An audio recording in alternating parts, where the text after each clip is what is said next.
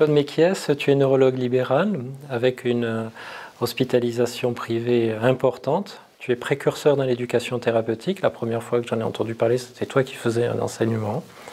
Est-ce que tu peux nous donner les grands principes de l'éducation thérapeutique?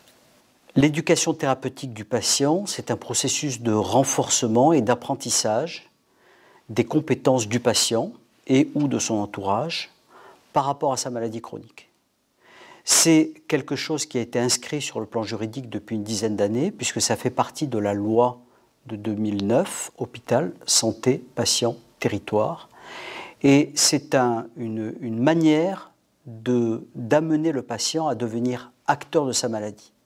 Donc l'idée de l'éducation thérapeutique, c'est de rendre le patient compétent pour pouvoir gérer un certain nombre de symptômes liés à sa maladie, mais également de pouvoir gérer des situations de crise, avec finalement deux finalités qui sont très importantes. Premièrement, amener à une autonomie suffisante, c'est-à-dire le patient est compétent et donc il va être autonome pour gérer sa maladie, en rapport ou non avec les soignants. Et la deuxième finalité, c'est d'améliorer la qualité de vie.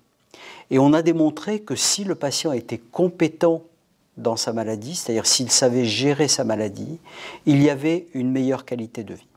Ce qu'il faut savoir, c'est que c'est un processus qui est un processus d'apprentissage, comme on l'a dit, mais qui est continu. C'est-à-dire que les patients apprennent en permanence leur maladie, apprennent leurs symptômes, apprennent la gestion d'un certain nombre de situations de crise. Et on a vu apparaître, depuis plusieurs années maintenant, des patients qui sont dits patients experts, ou patients ressources, ou patients partenaires.